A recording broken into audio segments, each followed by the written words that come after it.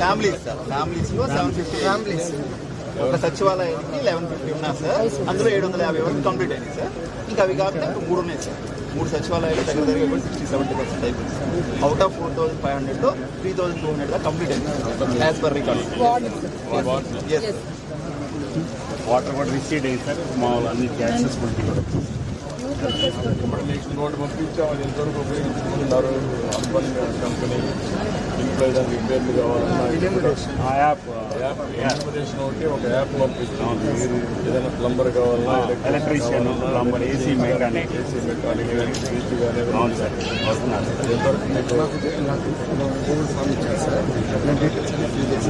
కూడా కాదు. ఆన్లైన్లో మీరు అప్లోడ్ చేసి ఆటోమేటిక్గా వాళ్ళకి చెప్పేస్తే వాళ్ళు వస్తారు. వచ్చి ఓకే పని చేస్తారు. టైమింగ్ కూడా ఇస్తుంది.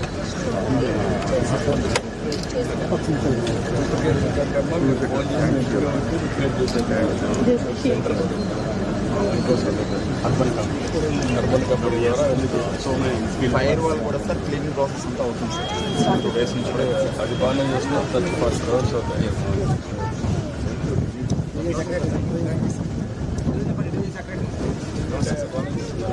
చేస్తున్నాం సార్, మీ సహకారం చాలా బాగా అందించారు సార్.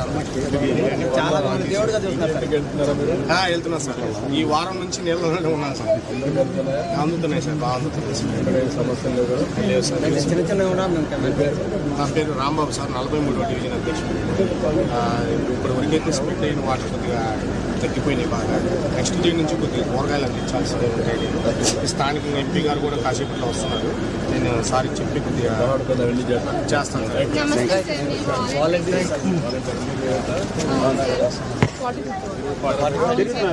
వీళ్ళ ద్వారానే మనం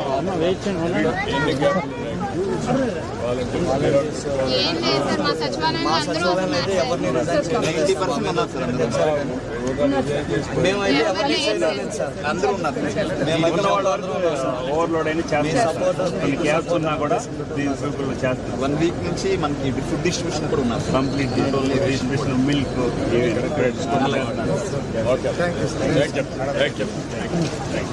ఎప్పటికప్పుడు నేను కూడా పర్యవేక్షిస్తున్నాను. తెల్లవారులు నిద్రలేస్తానే అధికార యంత్రాంగాన్ని అప్రమత్తం చేయడం, మళ్ళీ మీకు కావాల్సినవన్నీ అరేంజ్ చేయడం, మళ్ళీ క్షేత్రస్థాయిలోకి వచ్చి మీ అందరితో మాట్లాడి ఏమేమి అందాయి, ఏమి అందలేదు, ఇంకా ఏం లోపాలు ఉన్నాయి అవన్నీ సరిచేసుకుంటూ 9వ రోజుకి వచ్చాం. ఈరోజు అధికార యంత్రాంగం కూడా ఇక్కడే విజయానంద్, ఆయన కరెంటు విషయాలన్నీ చూసిన సెక్రటరీ, ఆయన ఇక్కడే ఉన్నాడు. అదే మరి కీర్తిని ఒక అమ్మాయి అయితే ఐఏఎస్ ఆఫీసర్ అయితే ఆవిడ కూడా ఇక్కడే ఉంది.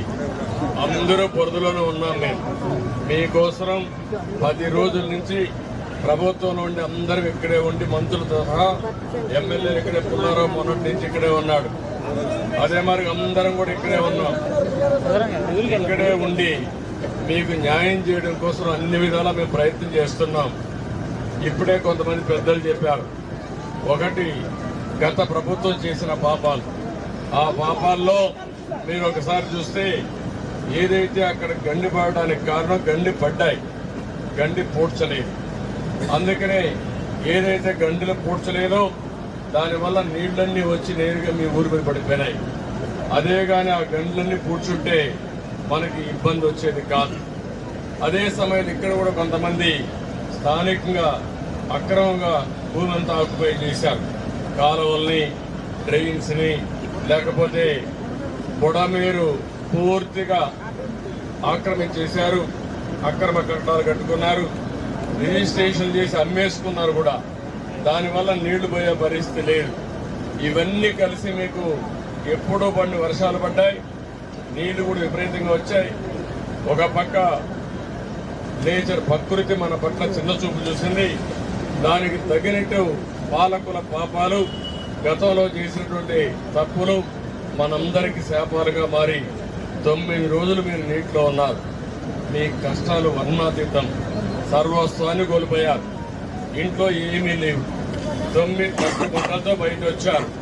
ఇంట్లో ఉండే కుట్టు మిషన్లు ఉంటే అవి పోయినాయి, ఇంట్లో ఉండే వస్తువులు బట్టలు పోయినాయి, బీరువాలు పోయినాయి, ఇంట్లో ఉండే మంచాలు పోయినాయి, లేకపోతే మీ స్టవ్ పోయింది, అదే మాదిరిగా వాషింగ్ మెషిన్లు పోయినాయి, ఇంకో పక్క ఫ్రిడ్జ్ పోయింది, ఇంకో పక్క ఫ్యాన్ ఉంటే ఫ్యాన్ పోయింది, ఒకటిగా టీవీలు పోయినాయి, ఇంకో పక్క స్కూటర్లు కానీ మోటార్ బైక్లు కానీ ఆటోలు ఉంటే అవి పోయినాయి, చిన్న చిన్న షాపులు ఉంటే చిన్న చిన్న షాపులు కూడా పూర్తిగా పోయే పరిస్థితికి వచ్చాయి. అన్నీ కూడా నీటి అయిపోయినాయి. ఇంకో పక్క చిన్న చిన్న పరిశ్రమలు పెట్టుకుంటే అవి కూడా పోయినాయి.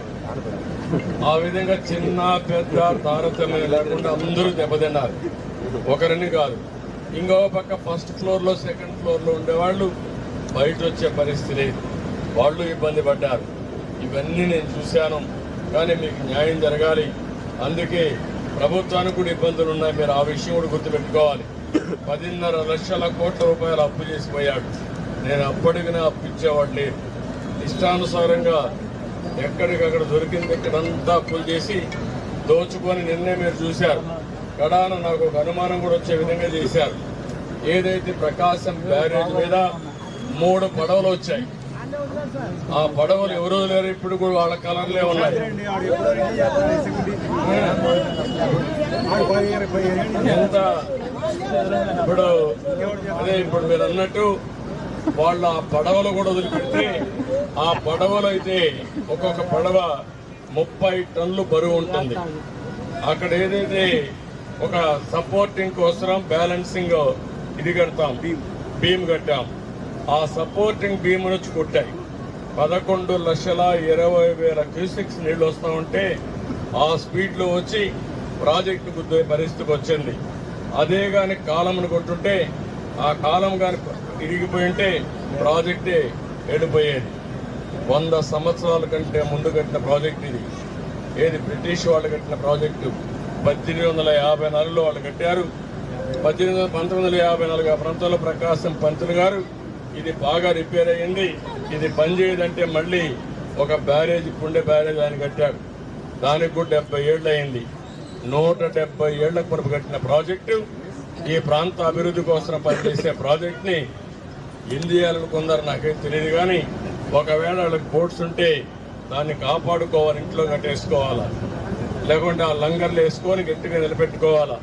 ఆ లంగర్లు వేసుకొని నిలబెట్టకుండా అలాంటి బోట్లు ప్రాజెక్టు మీద పంపించారంటే ఏమన్నా నాకైతే అర్థం కాలేదు. ఇప్పుడు మా పనంతా ఒక పక్క వరదలపైన యుద్ధం చేయాలి, ఇంకో పక్క నేరస్తులపైన పోరాడాలి. కళ్ళు తెరిచి కళ్ళు మూసుకుంటే ఏం చేస్తారో తెలియదు వీళ్ళు. మీకు అన్యాయం చేయడం కోసం అన్ని విధాలా ప్రయత్నం చేస్తున్నారు. నేను మీకు న్యాయం చేయడం కోసం నేను ప్రయత్నం చేస్తా ఉంటే మా ఆఫీసర్లు వచ్చి ఇంత కష్టపడతా ఉంటే వాళ్ళు కూడా వచ్చి చేసిన పాపాలు కొంతవరకైనా కడుక్కునే విధంగా మీ దగ్గరికి రావాల్సింది. కనీసం బురదలో తిరిగితే కొంచెమైనా వాళ్ళు కూడా భగవంతుడు కరుణిస్తాడు. కానీ బురదలో వచ్చి రాకుండా ఎక్కడో బెంగళూరులో ఒకరు కూర్చొని మన మీద బురదేసే పరిస్థితికి వస్తున్నారు. ఇవి తలుచుకుంటే చాలా బాధేస్తుంది. ఇలాంటి వాళ్ళు కూడా రాజకీయాల్లో ఉన్నారా అని మొట్టమొదటిసారి చూస్తున్నా. 50 సంవత్సరాల తర్వాత 45 ఏళ్ళు చూశాను. ఎవ్వరు కూడా వీలైతే సహాయం చేసేవాళ్ళు, వీలు కాకపోతే నోరు మూసుకొని ఉండేవాళ్ళు. కానీ వీళ్ళు అడ్డం పడడం మాత్రం చాలా దుర్మార్గం. మీరు ఆ సాక్షి పేపర్ చూస్తూ ఉంటారు. నిద్ర లేస్తే విషం కప్పుతున్నారు, విషం కప్పే పరిస్థితికి వచ్చారు. వాళ్ళు ఏమన్నైతే నాకైతే అర్థం కాల. వాళ్ళు మీరు నమ్మరు. నేనేమంటున్నానంటే మీరు గుర్తుపెట్టుకోవాల్సిన ఒకటి ఉంది. మీరు నమ్మడం లేదు కానీ ద్రోహం చేస్తున్నారు. అది నా బాధ. మనం అందరం కూడా గుర్తుపెట్టుకోవాల్సింది, ఇలాంటి దుర్మార్గులు చేసే పని వల్ల మన రాష్ట్రానికి చెడ్డ పేరు వస్తూ ఉంది, మనకు జరిగే మంచి జరగకుండా పోయే పరిస్థితి వస్తూ ఉంది. సోషల్ మీడియాలో కూడా ఫేక్ పోస్టులు పెడుతున్నారు. ఒకటినే కాకుండా మీరు నమ్మరు తమ్ముడు, కానీ వాళ్ళు చేసేది ఏ ఒక్కరో ఇద్దరిని నమ్మించి మోసం చేయాలని కుట్రలు చేస్తున్నారు. మనం అంతా పని చేయాలని మనం పోతున్నాం, వీళ్ళు కుట్రలు చేయాలని వీళ్ళు వస్తున్నారు. ఇప్పుడు మీ అందరికీ కూడా ఒకటి గుర్తుపెట్టుకోవాల్సిన అవసరం ఉంది. మీకు ఇవన్నీ అయిన తర్వాత ఇంతప్పుడు ఇవన్నీ అయిన తర్వాత మనందరికీ ఇంకా కొన్ని సవాళ్లు ఉన్నాయి. మీరందరూ కూడా తాత్కాలికంగా మీకు కొంచెం ఒకరిద్దరికి అందకపోయినా సకాలంలో ఈ పెద్ద యజ్ఞంలో కొన్ని చిన్న చిన్న సమస్యలు వస్తూ ఉంటాయి. కానీ ఈరోజు మాత్రం మీ ఇంటికి నేరుగా బియ్యం కానీ డ్రై ఫుడ్ కానీ మీ ఇంటికే పంపిస్తున్నాం, ఇంటింటికి పంపిస్తున్నాం. దాంట్లో ఏం కూడా అదే మా 8 వ్యాన్లు వచ్చాయి, ఇంటింటికి ఇస్తాం. రెండోది ఇది అయిన తర్వాత ఈ రోజు నుంచి మీ ఇండ్లన్నీ కూడా ఎన్యూమరేట్ చేయమంటున్నాను. గ్రౌండ్ ఫ్లోర్లో ఎవరున్నారు, ఫస్ట్ ఫ్లోర్లో సెకండ్ ఫ్లోర్లో ఎవరున్నారు, మీ గ్రౌండ్ ఫ్లోర్లో ఉండి ఏమి నష్టపోయారు, ఫస్ట్ ఫ్లోర్లో ఉంటే కార్లు కానీ ఆటోలు కానీ లేకపోతే మోటార్ బైక్లు కానీ ఏం నష్టపోయారో అవన్నీ రికార్డ్ చేయమంటున్నాం. ఇంకో పక్క చిన్న చిన్న వ్యాపారం ఉన్నాయి, ఏదైతే తోపుడు బండ్లు ఉన్నాయి, ఇంకో కొన్ని చిన్న చిన్న కొట్లు ఉన్నాయి, కొన్ని వ్యాపార సంస్థలు ఉన్నాయి, చిన్నవి పెద్దవి ఉన్నాయి, వాళ్ళు నష్టపోయారు. వాళ్ళకు కూడా న్యాయం చేయాల్సిన అవసరం ఉంది. అలాంటివన్నీ కూడా ఆలోచిస్తున్నా, అది కూడా ఎన్యూమరేట్ చేస్తాం. ఇది కాకుండా చాలా ఆటోలు పోయినాయి, ఆ ఆటోలు కూడా రిపేర్లు చేయించడం కానీ ఇన్సూరెన్స్ ఇప్పించాలి. ఇవన్నీ చేస్తూనే ఇంకొక పక్క మీ ఇంట్లో ఉండే ఒక ఫ్రిడ్జ్ కానీ లేకపోతే ఒక వాషింగ్ మెషిన్ కానీ లేకపోతే ఒక సామగ్రిలో ఎలక్ట్రికల్ సామగ్రి, ఎలక్ట్రానిక్ సామగ్రి చాలా ఉంది. చిన్నవి పెద్దవి అన్నీ కొనుక్కున్నారు, అవన్నీ కూడా దెబ్బతిన్నాయి. ఇవన్నీ కూడా రిపేర్ చేయడానికి అర్బన్ కంపెనీ అని ఒక కంపెనీ పెట్టి దాంట్లో మేము యాప్లో పెట్టి మీరు అది డౌన్లోడ్ చేసుకుంటే మీరు ఎవరు కావాలన్నా, ఎలక్ట్రీషియన్ కావాలన్నా లేకపోతే ఒక కార్పెంటర్ కావాలన్నా లేకపోతే ఇంకొక ఏ వ్యక్తి కావాలన్నా వాళ్ళు పంపించే బాధ్యత తీసుకుంటాం. ఒక ఇంట్లో లైట్లు వెలగవు, ఇంకో పక్క మీ కుక్కర్ పనిచేయదు, ఇంకో పక్క ఫ్రిడ్జ్ పనిచేయదు. మీరు కానీ అవన్నీ పెడితే మీ ఇంటికే పంపించి రిపేర్ చేస్తాం. ఒకవేళ ఇంటి దగ్గర చేయలేకపోతే పక్కన ఎక్కడ ఒక షెడ్ పెట్టుకొని మీ ప్రాంతంలో రిపేర్ చేసి మళ్ళా మీకు న్యాయం చేస్తాం. ఇవన్నీ చేస్తూనే మళ్ళా మీ అందరినీ తిరిగి కోలుకోవడానికి ఏ విధంగా చేస్తే చేయగలుగుతామో అది కూడా నేను ఆలోచిస్తున్నా. రేపు ఎల్లుండి ఒక నిర్ణయం చేస్తాం. మళ్ళీ ఇదే మార్గం మా ఆఫీసర్లు వచ్చి మీ అందరికీ కాస్త కోస్త ఆర్థిక సహాయం చేసి మీరు నిలదొక్కునే విధానానికి మేము పనిచేసి తర్వాతనే ఇక్కడి నుంచి కలుగుతాం. నా ఉద్దేశం ఒకటే, ఏ ఒక్క వ్యక్తికి అన్యాయం జరగకుండా, అవసరమైతే ఒక వ్యక్తి జరగకుండా చేస్తాం. మీరు కూడా మీ అందరి దగ్గర సెల్ ఫోన్లు ఉన్నాయి. నిన్నటి వరకు కరెంటు లేదు, ఇప్పుడు కరెంట్ వచ్చింది. సెల్ ఫోన్లు వాడేది కూడా నేర్చుకోండి. మీరు నేర్చుకుంటే ఆ సెల్ ఫోన్ ద్వారానే మీ పనులన్నీ ఈ విధంగా శ్రీకారం చుడతాం. ఎప్పటికప్పుడు నేను సమాచారం అడుగుతున్నా మీ ఫోన్లలో. మా అధికారులు బాగా పనిచేస్తున్నారా, ఫుడ్ వచ్చిందా, మీకు న్యాయం, అన్ని విషయాలు అడుగుతున్నా. సగం కొంతమంది ఇస్తున్నారు. మేము 100 ఫోన్లు చేస్తే 10 ఫోన్లే సమాధానం చెప్తున్నారు. మీరు 10 కాకుండా 50 మంది నేర్చుకొని కానీ మీరు సమాధానం చెప్తే నాకు కూడా వాస్తవాలు తెలుస్తాయి. వాస్తవాలు తెలిస్తే ఎవరికైనా అన్యాయం జరిగితే మీ ఇంటికే మా ఆఫీసర్ని పంపిస్తా, మీకు న్యాయం చేసే వరకు మీకు అండగా ఉంటా. దయచేసి టెక్నాలజీని కూడా ఉపయోగించుకోండి. నా కోసరం కాదు, మనందరి కోసరం. టెక్నాలజీ రాబోయే రోజుల్లో మన జీవితంలోనే. నేను ఒకప్పుడు వస్తే ఈ సెల్ ఫోన్లు కూడు పెడతాయా అన్నారు. నేనే అవి కావాలని కోరుకొని ఆ రోజు తీసుకొస్తే చాలా మంది ఎగతాళి చేశారు 25 ఏళ్లకు మునుపు. ఇప్పుడు సెల్ ఫోన్ వల్లనే మీకు ఇన్ఫర్మేషన్ నాకు ఇవ్వగలిగారు, నేను మీతో చేరగలిగాను. నిన్న మీరు చూసుంటారు, డ్రోన్లు పెట్టాను. డ్రోన్లు పెట్టి మొత్తం తెప్పించాను. ఇప్పుడు డ్రోన్లు పంపించి చెత్త అంతా కూడా చూస్తున్నా, రోడ్లన్నీ చూస్తున్నాను.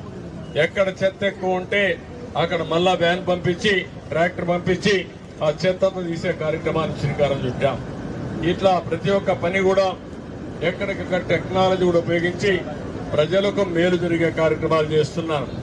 మీరు ఇంకొక విషయం కూడా ఆలోచించాను.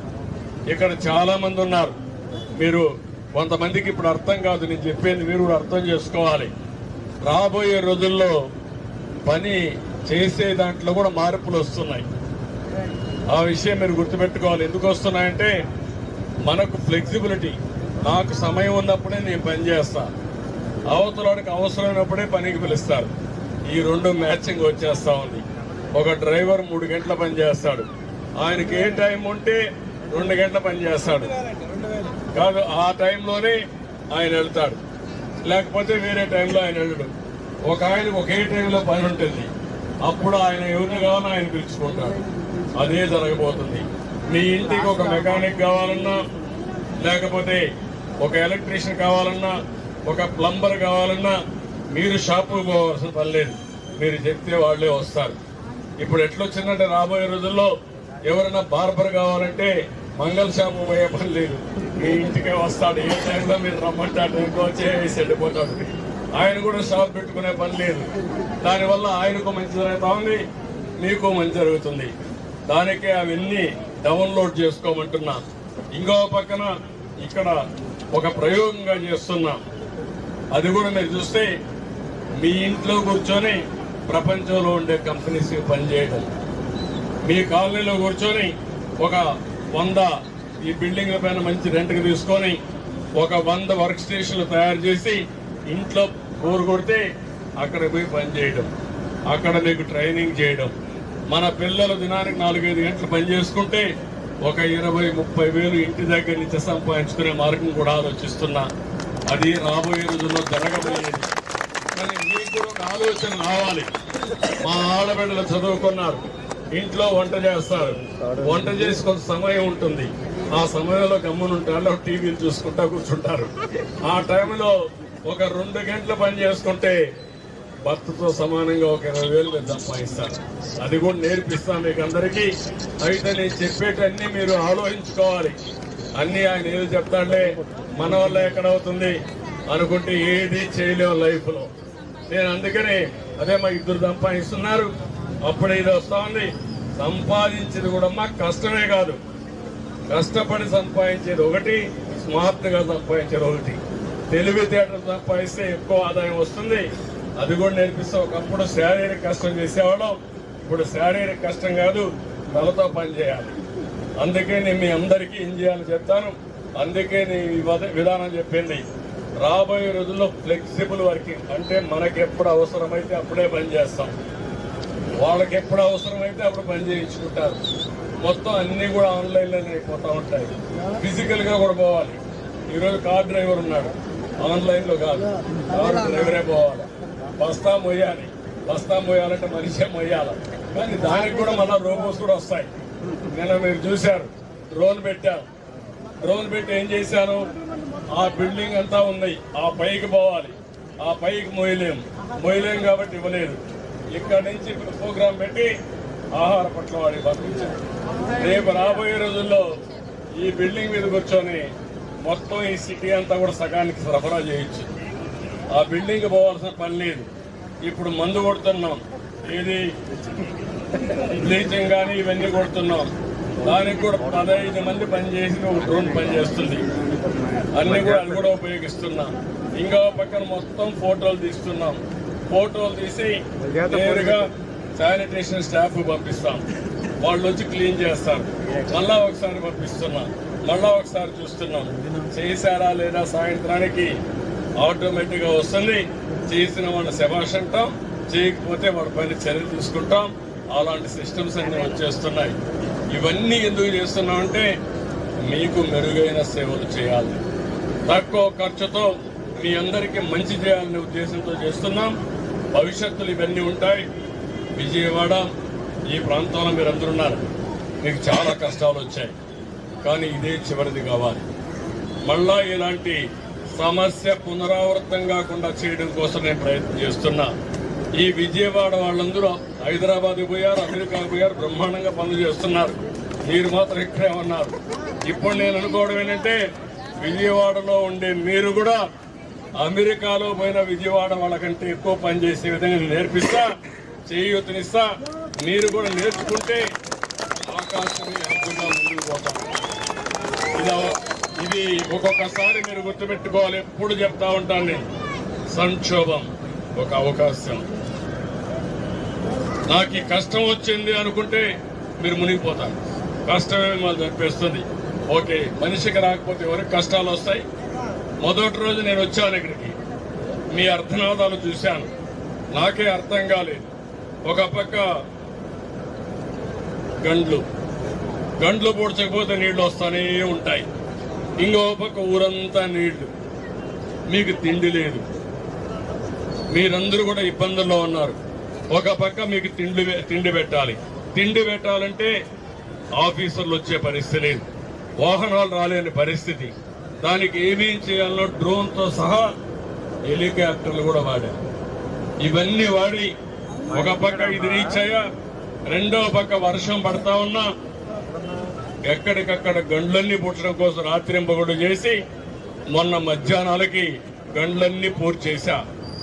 అదే మరిగా మీరు చూస్తే ఇంటింటికి ఫుడ్ పంపించడమే కాకుండా వైద్యం కూడా 3000 వెహికల్స్ పనిచేశాయి విజయవాడ సిటీలో. అదే మరిగా రోజుకి 10 లక్షల ఆహార పొట్లాలు తెప్పించి మీకు అందజేశాను. కొంతమంది ఆహార పొట్లాలు తినలేరంటే నేను మళ్ళీ ఆలోచించి బిస్కెట్స్ పంపించా, మీ అందరికి అరటి పండ్లు పంపించా, నిన్న మొన్న బ్రెడ్ పంపించా. నిన్న ఈ రోజు నుంచి మీకు అనవసరంగా మీరు ఇబ్బంది పడుతున్నారని ఇంటింటికి మనిషికి ఒక ఎగ్గు కూడా పంపించమని ఆదేశాలు ఇచ్చాను. అంటే నేను ఎందుకు చేస్తున్నానంటే ఇవన్నీ మీరు కష్టాల్లో ఉన్నప్పుడు కనీసం మీకు ఒక శక్తినివ్వాలి, ఒక భరోసానివ్వాలి. నేను డబ్బుల గురించి ఆలోచించడంలో మిమ్మల్ని గురించి ఆలోచిస్తున్నా, మానవత్వంతో ఆలోచిస్తున్నా. చివరి వ్యక్తికి న్యాయం జరిగే వరకు నేను ఇక్కడుంటా, మీకు న్యాయం చేస్తానని చెప్పి కూడా నేను తెలియజేస్తున్నాను. రేషన్ ఈరోజు అయిపోతుంది, క్లీనింగ్ కూడా అయిపోతుంది, సాయంత్రానికి నీళ్లన్నీ కూడా క్లీన్ అయిపోతాయి. ఎక్కడన్నా లోతట్టు ప్రాంతాలుంటే ఆడంతా మెషిన్లు పెట్టి ఆ నీళ్లు కూడా తీసేస్తాం. ప్రతి ఒక్క ఇల్లు క్లీన్ చేయాలనుకున్నాం. ఎప్పుడన్నా ఇన్నారా మీరు ఫైర్ ఇంజిన్లు పెట్టి, ఎప్పుడన్నా మీ ఇల్లు కాలిపోతే వచ్చే ఫైర్ ఇంజిన్లు మీ ఇంట్లో బురద తీయడానికి, మీ ఇల్లు క్లీన్ చేయడానికి ఉపయోగించాం. నిన్నటికి 30,000 చేశాం, ఈరోజు 40,000 చేస్తాం. రోజుకు 10,000 ఇండ్లు చొప్పున మొత్తం క్లీన్ చేసే బాధ్యత కూడా తీసుకున్నాను. అన్ని కూడా చేస్తా, మీరు ధైర్యంగా ఉండండి. కానీ మీరు ఒక విషయం గుర్తుపెట్టుకోవాలి, దొంగలు నమ్మి నేరస్తులు నమ్మితే మాత్రం మళ్ళా కుక్కతో ఒక వంకర వంకరై గోదావరి నుంచి అవుతుంది. కాబట్టి నేను అడిగేది ఒకటే మిమ్మల్ని అందరినీ, నేను ఈ విజయవాడ ఒక పైలట్ గా తీసుకుంటా. మీకు తీవ్రమైనటువంటి అన్యాయం జరిగింది, ప్రకృతి మీ పట్ల చిన్న చూపు చూస్తుంది, పాలకుల పాపాలు మీకు శాపాలుగా మారాయి. కానీ ధైర్యంగా ఉండండి, నేను చెప్పింది అర్థం చేసుకోండి, నాకు సహకరించండి. నా కోసరం కాదు, మీకోసరం, ఈ రాష్ట్రం కోసరం అని మరొకసారి తెలియజేసుకుంటూ చేస్తానని భావిస్తూ అందరికీ మామూలు కాల్చుకున్నారని మా ఫ్రెండ్ పెట్టుకెళ్ళిపోయారు. నానా గేమ్స్ పెట్టారంట సార్, కొట్టి మేము ఒప్పుకోలేక మిమ్మల్ని మేము ఆనందం చంపేస్తాము, ఈ కేసు ఒప్పుకోకపోతే మీ వాళ్ళని చంపేస్తామని బెదిరించారంట సార్. బెదిరించారు సార్. మాకు భయం వేసిందే, మాకు నిద్రాధారం లేక మేము ఎక్కడెక్కడో దాచుకున్నాం. మాకు చాలా భయం వేసింది సార్. ఎన్ని రోజులు పంపించారు జైలుకి? 4 రోజులు అవుతుంది సార్. 4 రోజులు ఉంచారు బాబుని. మేము వద్దలకు ఉండే వాళ్ళ కూలి 4 నెలలు పెట్టుకోవాలి సార్. మాకు కేసు కొట్టేయాలి సార్. మాకు చాలా భయం ఉంది, ఏం జరిగిస్తారు. ఏం భయపడద్దమ్మా, కేసు చేసుకునే వాళ్ళం ఇప్పుడు మాకు పని పట్టుకెళ్ళాలని మాకు పని కూడా ఎవరు చెప్పట్లేదు. ఇప్పుడు మీరు చూశారు కులకరాయి కేసు, మీకు జ్ఞాపకం ఉంటుంది. ఇక్కడే ఆ కులకరాయి కేసు పెట్టి ఇక్కడే జరిగింది. ఈ సింగనగర్లో నేను కూడా వచ్చాను, మొదటిసారి ఇదికే వచ్చాను. వచ్చిన తర్వాత మొదటి రోజు వచ్చింది సింగనగర్కే వచ్చాను. వరద వచ్చిన తర్వాత ఆయన చేసిన పని ఏంటంటే, వినండి, ఏం చేశారంటే ఇక్కడికి వచ్చి కావాలని గురకరాయి డ్రామా ఆడి ఒక అమాయకుడిని జైల్లో పెట్టాడు సానుభూతి కోసం.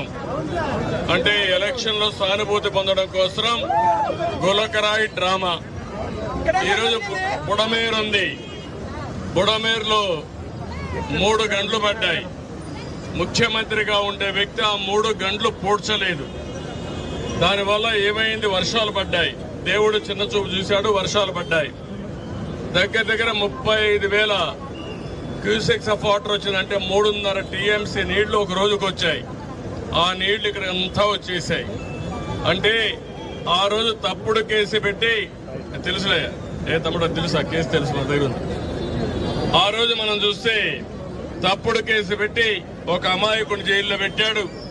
ఈ రోజు అతను చేసిన తప్పు వల్ల 3 గంటలు బట్టి కుడవేరుకు మిమ్మల్ని అందరినీ 6 లక్షల మందిని క్షోభ పెట్టారు. 30 మంది చనిపోయారు. ఇప్పుడు ఆయన ఏం చేయాలి? ఏం చేయాలి తమ్ముడు? ఇలాంటి దుర్మార్గుల్ని ఏం చేయాలని అడుగుతున్నా మిమ్మల్ని. ఇప్పుడు ఇంకో పక్కన చూస్తే నిన్న మొన్న మనం ఇబ్బందుల్లో ఉన్నాం ఆయన పెట్టిన ఇబ్బందులకి. ఇప్పుడు మన మీద కక్ష తీర్చుకుంటూ వాళ్ళ టీవీలో పేపర్ రాసి నిన్ననే మీరు చూశారు ఏదైతే ప్రకాశం బ్యారేజ్ పైకి 3 పడవలు పంపించాడు. ఒక్కొక్కటి 30 టన్నులు ఇనుము వేసిన పడవలవి నేరుగా వచ్చి 11,20,000 క్యూసిక్స్ ఆఫ్ వాటర్ పోతా ఉంటే అది వచ్చి కొట్టింది. కొడితే ఏమవుతుంది తమ్ముళ్ళు? అది సపోర్టింగ్ ఏదైతే ఉంటుందో అది ఇరిగిపోయినాయి. అదే కాలం గాని కొట్టుంటే ప్రకాశం బ్యారేజ్ కొట్టుకొని పోయేది. ఎవరిదని చూస్తే వైఎస్ఆర్ కాంగ్రెస్ బొమ్మలు వేసుకొని ఆ గుర్తులు కలర్లు వేసుకొని వాళ్లే వచ్చి కొట్టే పరిస్థితికి వచ్చింది. అంటే వీళ్ళకు పడవలుంటే దాన్ని లంగరేసి కట్టేసుకోవాలా లేదా అని మిమ్మల్ని అడుగుతున్నా. అది తప్పవునా కాదా అని మిమ్మల్ని అడుగుతున్నా. వీళ్ళు ఏం చేయాలి తమ్ముళ్ళు? ఇప్పుడు బుడమేరులో గంటలు పెడతారు. ప్రకాశం బ్యారేజ్ పైన పడవలు పంపించి ఆ ప్రకాశం బ్యారేజ్ని కూల్చేయాలని ప్రయత్నం చేస్తారు. ఏం చెప్పాలి నాకు అర్థం కాలేదు. మళ్ళా ఆ సాక్షి పేపర్లో మన మీద విషయం చెప్తారు. వీళ్ళు ఓడిపోయినంత మాత్రాన ఈరోజు వీళ్ళు ఇష్ట ప్రకారం చేసి మన జీవితాలతో ఆడుకుంటున్నారు. వీలైతే సహాయం చేయడికే వచ్చాడు. మొన్న కూడా వచ్చాడు. ఇక్కడికి వచ్చాడు లేదా? కనపడ్డాడు ఎక్కడన్నా? ఒకరికి ఒక ఫుడ్ ప్యాకెట్ ఇచ్చారా? ఒకరికి ఒక మంచినీళ్ళు ఇచ్చారా? విజ్ఞాన కాలేజీ నుంచి పిల్లలు వచ్చారు.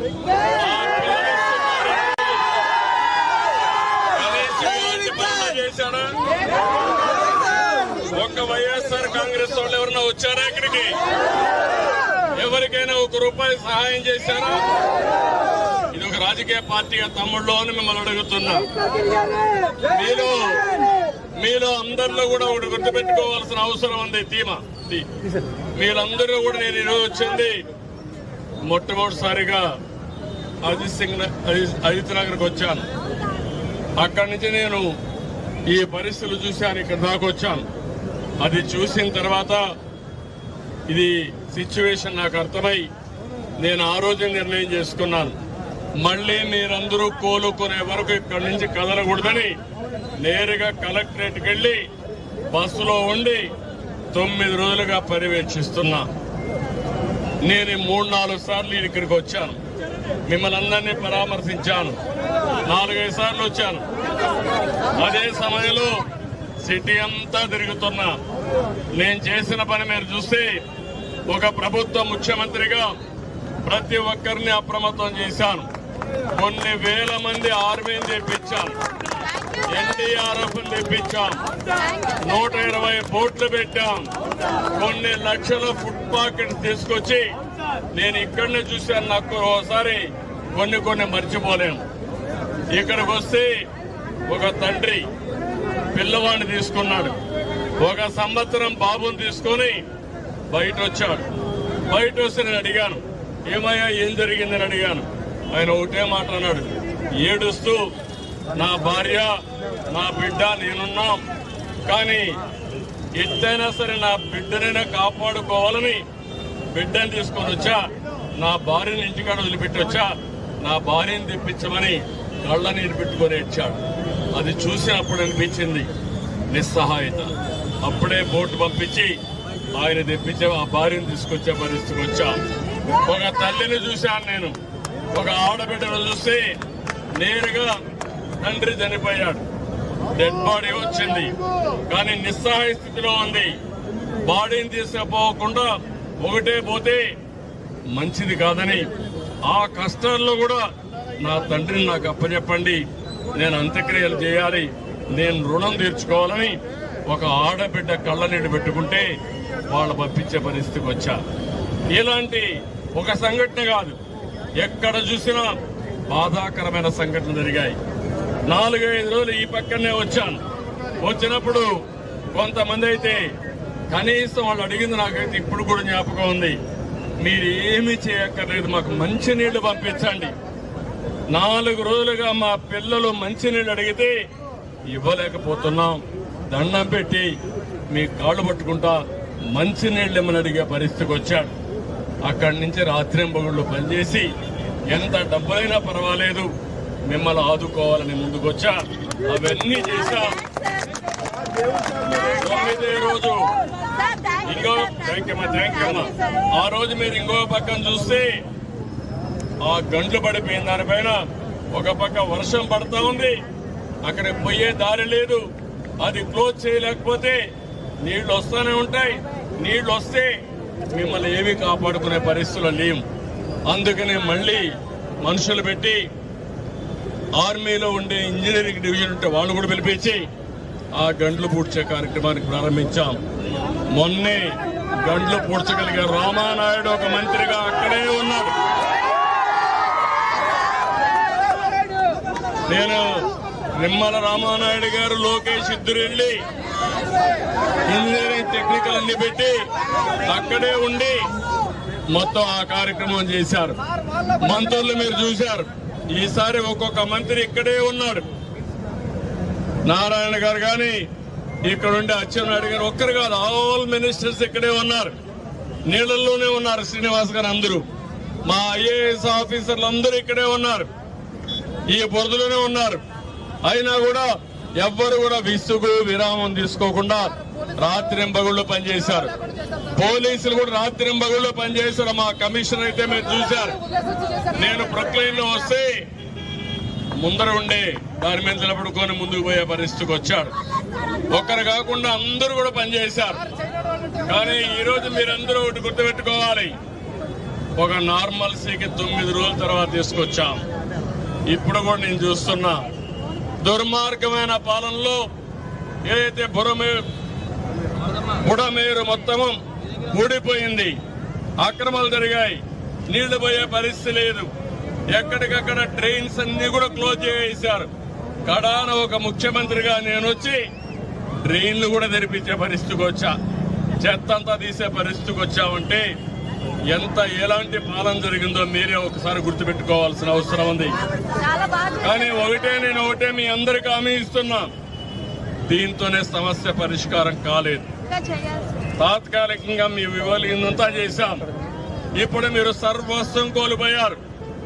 కొన్ని కుటుంబాలైతే కట్టుకున్న బట్టలు తప్ప బట్టలు మార్చుకోవడానికి బట్టలు కూడా లేవు. అది చూస్తే చాలా బాధేస్తుంది. ఇప్పుడే మా కలెక్టర్కి మళ్ళా చెప్పాను, వీలైతే ఒక్కొక్క ఇంటికి ఒక పేరైనా సరే బట్టలు ఇస్తే కనీసం బట్టలు మార్చుకుంటారు, లేకుంటే అది కూడా చేసుకోలేకపోతున్నారు. ఇప్పుడే చెప్పాను, ఒక 40,000 50,000 ఎక్కడ దొరికితే అక్కడ తీసుకొచ్చి రేపటికి కనీసం ఒక జత బట్టలనే మీకు ఇవ్వాలి, ముందుగా ఇచ్చేయాలని చెప్పి చేస్తున్నా. ఇది అయిన తర్వాత అన్నింటికంటే ఈరోజు నిత్యావసర వస్తువులన్నీ ఇచ్చాం. అదే మాదిరిగా డ్రై ఫుడ్ కూడా మొత్తం ఇస్తున్నాం. ఇది కాకుండా 2 రూపాయలకు 5 రూపాయలకు 10 రూపాయలకి కూరగాయలు కూడా అందుబాటులో పెడుతున్నాం. ఇంకా తెప్పిస్తా, ఇంకా ఇస్తా, మీకు ఎవ్వరికి ఇబ్బంది లేకుండా చేస్తాం. ఇది అయిన తర్వాత మీ అందరికి ఒక విషయం చెప్పాలి, అందరి దగ్గర సెల్ ఫోన్లు ఉన్నాయా లేదా? ఇప్పుడు కరెంటు కూడా వచ్చిందా లేదా? ఛార్జ్ కూడా చేసుకోవచ్చా లేదా? అయితే మిమ్మల్ని అడిగేది ఒకటే, మీ ఇంట్లో గ్యాస్ ఉంది, స్టవ్ కాలిపోయింది, బాగా నీళ్ళల్లో పోయింది. అదే మరిగా మీ ఇంట్లో ఏదైతే ఫ్రిడ్జ్ ఉంది అది కూడా పోయింది, వాషింగ్ మిషన్ పోయింది, ఇంకా కూడా టీవీ పోయింది. ఇప్పుడే మా తమ్ముడు చెప్పాడు, జిరాక్స్ మిషన్లు పోయినాయి. ఇంట్లో ఉండే వస్తువులన్నీ ఎలక్ట్రానిక్స్ కానీ ఇంకా కూడా ఒకసారి చూస్తే కార్లు పోయినాయి, ఆటోలు పోయినాయి, స్కూటర్లు పోయినాయి. అదే మాదిరిగా ఏవైతే మోటార్ బైకులు పోయినా అన్ని పోయినాయి. ఇప్పుడు నేను ఒకటే మిమ్మల్ని అందరినీ ఒకటే కోరుతున్నా, ఇప్పుడు మీరు చేయాల్సింది, నేను అర్బన్ తమ్ముడు ఒకటి అర్బన్ కంపెనీ అని ఆన్లైన్ లోనే మీరు బుక్ చేసుకోవచ్చు. అంటే మీరంతా గుర్తుపెట్టుకోవాల్సి, ఒక ప్లంబర్ కావాలన్నా, ఒక ఎలక్ట్రీషియన్ కావాలన్నా, మీ ఇంట్లో ఉండే ఒక మోటార్ వెహికల్ రిపేర్ కావాలన్నా, ఆటో పోయినా అవన్నీ కూడా ఇస్తే ఇమ్మీడియట్ గా రిపేర్ చేయించే బాధ్యత మేము తీసుకుంటాం. మనుషులు పంపిస్తానే మీ అందరికీ. మీకు తక్కువ రేటుతో ఇమ్మీడియట్ గా వస్తుంది. ఇందుకే మళ్ళా ఒకటి ఇంకోటి కూడా రిక్వెస్ట్ చేస్తున్నా, ఎవరైనా ఇన్సూరెన్స్ కట్టుంటే ఇన్సూరెన్స్ అన్ని కూడా క్లియర్ చేపిస్తా, అది కూడా టాప్ ప్రయారిటీ అయిపోతాయి. అంత అమలుపై ఇన్సూరెన్స్ కడితే మీకు అది వచ్చేది కాదు. తిప్పి తిప్పి అవస్థ పెట్టేవాళ్ళు, ఈసారి అది లేకుండా ఆ పని కూడా చేస్తాను. ఇది అయిన తర్వాత ఇంకొక పక్కన మీరు ఆలోచించుకోవాలి, అందరి దగ్గర ఇన్సూరెన్స్ లేని బండ్లకి ఏం చేయాలో ఆర్థిక సహాయం కూడా చేస్తాను. అది కూడా నేను ఆలోచిస్తున్నాను. రెండోది, మీరు ఇంట్లో చాలా వస్తువులు పోయినాయి, అవన్నీ రికార్డ్ చేసి పెట్టండి. ఈ రోజు నుంచే మా ఆఫీసర్లు మీ దగ్గరికి వస్తున్నారు, అన్ని రికార్డు చేసుకుంటాం. మళ్ళీ మామూలుగా నిలదొక్కునే వరకు మీకు అండగా ఉంటా. కాస్త నిలబెడతాం. చిన్న చిన్న షాపులు పోయినాయి, తోపుడు బండ్లు పోయినాయి, థర్డ్ పార్టీ ఇన్సూరెన్స్ ఉంది, ఇలాంటి అనేక సమస్యలు ఉన్నాయి. అవన్నీ కూడా పరిష్కారం చేస్తాం. కానీ ఒక్క విషయం మిమ్మల్ని అడుగుతున్నా, మీ దగ్గర ఫోన్లు పెట్టుకొని నేను ఏదైనా ఒకటి అడిగితే మీరు సమాధానం చెప్పడం లేదు. కొంతమందికి తెలియడం లేదు, కొంతమంది తెలిసినా బిజీగా ఉన్నారు. నేను ఎందుకంటే పూటకు మిమ్మల్ని అడుగుతున్నా, మీకు పంపించిన భోజనం నాణ్యంగా ఉందా అని అడుగుతున్నా, మా ఆఫీసులు బాగా పనిచేశారని అడుగుతున్నా, అదే మరి మీ ప్రాంతంలో ఇంకా నీళ్లు ఉన్నాయని అడుగుతున్నా. ఇవన్నీ ఎందుకు అడుగుతున్నానంటే, మీరు సమాచారం ఇస్తే మా కంట్రోల్ రూమ్ నుంచి మా అధికారులకు చెప్పి ఇంకా మెరుగైన సేవలు అందించడానికి ఈ యొక్క సర్వేలన్నీ నేను చేస్తున్నాను. అది కూడా మీరు చేయండి. రెండోది కూడా ఇంకొక విషయం అడుగుతున్నా మిమ్మల్ని అందరినీ. ఇప్పుడు మీకు సెల్ ఫోన్ ఉంది, మీ సెల్ ఫోన్ ని మీరు వాడుకునేది ఇప్పుడంతా ఫోటోలు తీసుకోవడానికి వాడుతున్నారు, వీడియోలు తీయడానికి వాడుతున్నారు, లేకుంటే మీరు మాట్లాడాలంటే మాట్లాడుతున్నారు. కానీ ఆ సెల్ ఫోన్ తో ఇంకా చాలా పనులు చేయొచ్చు మీకు. ఇప్పుడు ఆ సెల్ ఫోన్ వల్ల మీరు చాలా పనులు చేయొచ్చు. నేను ఒకటే అడుగుతున్నా, ఒకప్పుడు సెల్ ఫోన్ కావాలా వద్దంటే చాలా మంది ఎగతాళి చేశారు, సెల్ ఫోన్ భోజనం పెడుతుందా అని. ఇప్పుడు ఆ సెల్ ఫోన్లు అందరికీ ఉన్నాయి, భార్య భర్తకు ఉన్నాయి, కొడుకుంటే కొడుకుంది, ఇంట్లో 5 మంది ఉంటే 5 మందికి ఉంది. అయితే చిన్న పిల్లలకు కూడా వచ్చింది. కానీ ఆ సెల్ ఫోన్ ఉపయోగించుకోవడంలో మాత్రం మీరు పూర్తిగా ఉపయోగించుకోవడం లేదు. భవిష్యత్తులో నాలెడ్జ్ ఎకానమీలో మీరు గుర్తుపెట్టుకోవాలి, ఎవరైనా పని చేయాలంటే మీకు సమయం ఉన్నప్పుడే పని చేసుకునే అవకాశం వస్తుంది. ఎవరైనా కానీ పనికి కావాలి అని మెసేజ్ పెడితే వాళ్ళకి అవసరమైనప్పుడే మనుషులు వస్తారు. ఉదాహరణ చెప్తున్నా, ఒక మంగళతను కావాలంటే ఒకప్పుడు షాపు పోవాలి, ఆయన టైం ఉన్నప్పుడు మీరు వెయిట్ చేయాలి పోయి అక్కడికి. ఇప్పుడు అవసరం లేదు, మీరు ఆన్లైన్ లో మెసేజ్ పెడితే బార్బర్ మీ ఇంటికే వస్తాడు, మీకు ఎప్పుడు టైం ఉంటే అప్పుడే వస్తాడు. అంటే ఇప్పుడు ఆయనకు కూడా ఒక లాభం, ఇంట్లో షాపు పోయే పని లేదు, ఇంట్లో నుంచి స్కూటర్ వేసుకుంటాడు, ఎవరికి అవసరమైతే వాళ్ళ ఇంటికి పోయి చేసి మళ్ళా ఇంటికి వస్తాడు. ఇప్పుడు డ్రైవర్లు ఉన్నారు, ఒకప్పుడు ఫుల్ టైం డ్రైవర్లు ఉండేవాళ్ళు, ఇప్పుడు డ్రైవర్లు కూడా 2 గంటలకే వస్తారు, 3 గంటలకు వస్తారు, 4 గంటలు పార్ట్ టైం పనిచేస్తారు. అలాంటి సిస్టమ్ అంతా ఆన్లైన్ లో వచ్చేసింది. అందుకనే మీరందరూ గుర్తుపెట్టుకోవాలి, మా ఆడబిడ్డలు ఉన్నారు, చదువుకున్నారు, ఇంట్లో ఉంటారు, ఏం పని చేయాలో తెలియకుండా వంట పనికే పరిమితం అవుతారు. ఇప్పుడు ఇంట్లో కూర్చొని ఖాళీగా ఉన్నప్పుడు 3 గంటలు కంప్యూటర్ లో పనిచేస్తే ఒక 20,000 30,000 రూపాయలు సంపాదించుకోవచ్చు మగవాళ్ళతో సమానంగా. అలాంటి ఎకానమీకి నేను శ్రీకారం చుట్టాలనుకుంటున్నాను. ఎప్పుడైనా ఒక విషయం మీరు గుర్తుపెట్టుకోవాలి, ఒక క్రైసిస్, ఒక సంక్షోభం ఒక అవకాశాన్ని ఇస్తుంది. ఈ రోజు నేను సంక్షోభం నేను భయపడిపోయింటే నేను ఏమీ చేసేవాడిని కాదు. మీరు ఒకసారి కోప్పడ్డారు నా మీద. ఎందుకు కోప్పడ్డారని మీ కష్టాల్లో తిండి రాకపోతే బాధపడ్డారు. నేను మా ఆఫీసులకు ఒకటే మాట చెప్పాను, వాళ్ళ కష్టాల్లో ఉన్నారు, బాధలో ఉన్నారు, ఆవేశంలో ఉన్నారు, వాళ్ళని ఆదరించండి. వాళ్ళందరినీ ఒకసారి కోప్పడినా తిట్టినా మీరు వాళ్ళకి సమాధానించని చెప్పి ఆ కార్యక్రమం చేశారు. ఇప్పుడు మిమ్మల్ని అడుగుతున్నా, మీరందరూ గాని నేను చెప్పిన పనులన్నీ మీరు ఫాలో అయితే మీ జీవితం సుఖమయం అవుతుంది. మీకు అన్ని కూడా వస్తువులు ఆన్లైన్ లోనే చేసుకునే పరిస్థితికి వస్తారు. నేను ఇచ్చే డబ్బులు కూడా చాలా సిస్టమేటిక్ గా ఇస్తా. నేనేదో ఈ వరదల విషయమే మాట్లాడడం లేదు. ఈ వరదల విషయాన్ని ఆధారంగా చేసుకుని మీ జీవితాల్లో మళ్లీ బాగుపడడం కోసం ఏమేం చేయాలో నేను చేస్తాను. అందుకే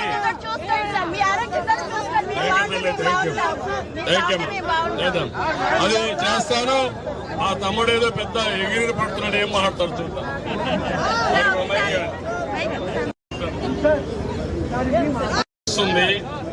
కొన్ని ఆలోచనలు ఎట్టుంటాయంటే మంచి వరదలు ఉన్నాయి. మంచి వరదలు ఉంటే ఒక రోజు నేను వికలాంగురాలు ఆ అమ్మాయి వరదలు దాటుకొని వస్తా ఉంది.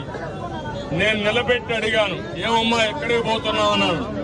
సార్ బంధువుల ఇంటికి వచ్చాను, మా ఊరు పక్కన ఈ రోజే లాస్ట్ డేట్ అన్నారు పెన్షన్ తీసుకోవడానికి, కాబట్టి నేను పెన్షన్ కోసం పోతున్నానని.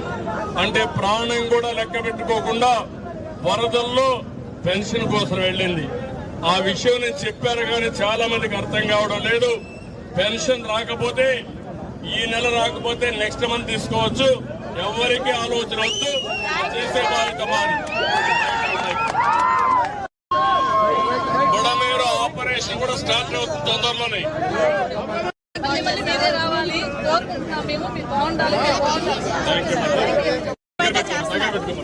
బాగా చేస్తున్నారు సార్, మీ ఆరోగ్యం కూడా చూసుకోండి. మీరు బాగుంటే మేము బాగుంటాం.